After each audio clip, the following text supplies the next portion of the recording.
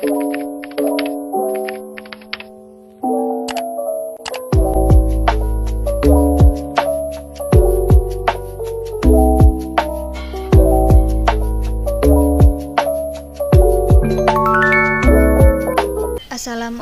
warahmatullahi wabarakatuh. Perkenalkan, nama saya Amani Raudatus Syifa dengan NIM 21053.001 dengan prodi Pendidikan Ekonomi. Tujuan pembuatan video ini yaitu untuk memenuhi tugas pertemuan 11 Statistika Pendidikan yang diampu oleh Ibu Anur Fitri Hayati, SPD, MPD.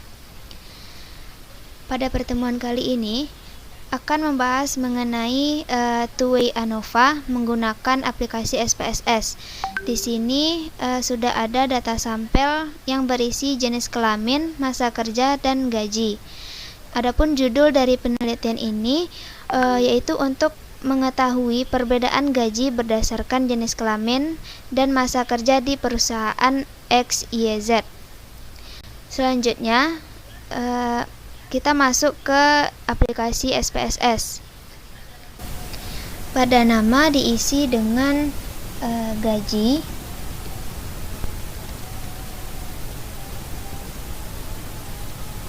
yang kedua dengan jenis kelamin,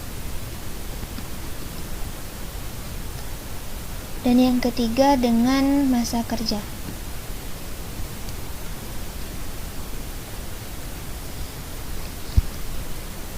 Pada tabel value jenis kelamin, kita kategorikan 1 untuk perempuan, lalu klik add, dan 2 untuk laki-laki, lalu klik add dan OK. Dan tabel value pada masa kerja juga dikategorikan 1 untuk kurang dari 5 tahun,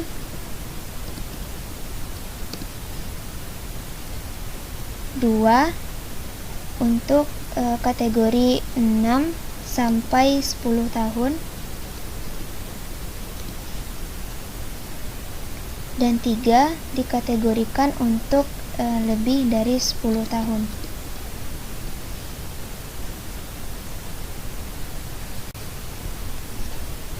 Kemudian pada tabel measure kita ganti dengan scale.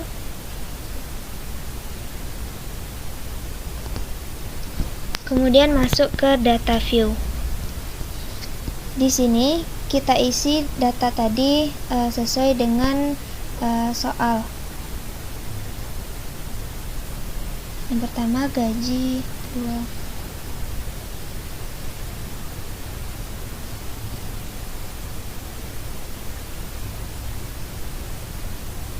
Mengisi pada tabel ini cukup dengan mengisi kategori tadi, 1 untuk perempuan, 2 untuk laki-laki, dan begitu juga untuk masa kerja. 1 untuk kurang dari 5 tahun, 2 untuk 6 sampai 10 tahun, dan 3 untuk lebih dari. Setelah memasukkan semua data, barulah kita bisa melakukan uji prasyarat untuk two-way ANOVA. Yang pertama yaitu uji normalitas. Yang pertama, klik Analyze, pilih General Linear Model, pilih Univariate, kemudian gaji dimasukkan pada Dependent Variable, jenis kelamin dan masa kerja dimasukkan pada Fixed Factor. Kemudian pilih Save, lalu centang Standardized. Klik Continue, lalu OK. Lalu kita bisa kembali pada input tadi, sudah ada tabel baru. Kemudian kita klik Analyze, pilih Descriptive Statistic, dan pilih Explore. Lalu Standardized ini dimasukkan pada Dependent List. Kemudian pilih Plot, dan centang normality plots with test.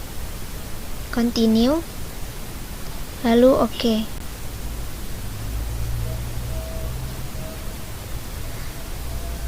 Lalu didapat nilai signifikan sebesar 0,698. Maka berdasarkan uji normalitas tadi didapat nilai signifikan yaitu 0,698, yang mana nilai signifikan tersebut lebih besar dari 0,05. Maka H0 ditolak. Karena H0 ditolak, maka yang dipakai yaitu H1, yaitu data berdistribusi normal. Maka dapat disimpulkan bahwa data tersebut berdistribusi normal.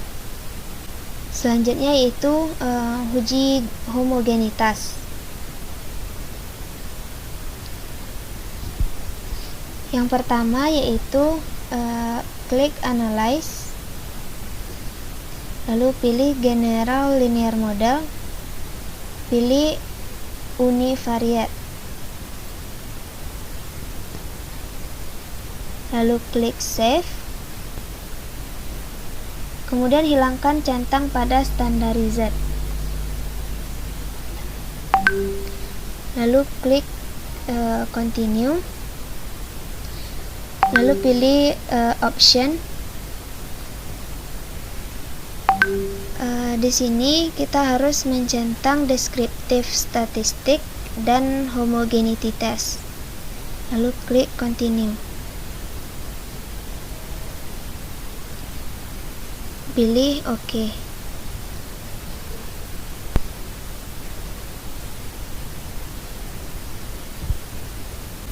Lalu didapatlah nilai signifikan untuk uji homogenitas yaitu 0,335. Berdasarkan hasil uji tersebut, maka didapat nilai signifikan dari uji homogenitas yaitu 0,335, yang mana besar dari 0,05. Maka H0 ditolak. Kemudian kita memakai H1. Dapat disimpulkan bahwa data tersebut bersifat homogen. Selanjutnya yaitu uji two-way ANOVA. Dalam output ini juga sudah didapat yaitu hasil uji dari two-way ANOVA. Yang pertama, masa kerja. Dari hasil data tadi didapat nilai signifikan yaitu 0,005, yang mana berarti kecil dari 0,05. Maka H0 ditolak. Dan kita pakai H1-nya, yaitu terdapat perbedaan gaji karyawan berdasarkan masa kerja di perusahaan XYZ. Yang kedua yaitu jenis kelamin. Berdasarkan hasil analisis di atas, didapat nilai signifikan 0,672, yang berarti besar dari 0,05. Maka H0 diterima. H0-nya yaitu tidak ada perbedaan gaji karyawan berdasarkan jenis kelamin di perusahaan XYZ. Yang selanjutnya yaitu masa kerja dan jenis kelamin. Berdasarkan hasil uji tersebut, didapat nilai signifikan sebesar 0,282, yang berarti besar dari 0,05, maka H0 diterima, yaitu tidak ada interaksi masa kerja dengan jenis kelamin dalam penentuan gaji di perusahaan XYZ.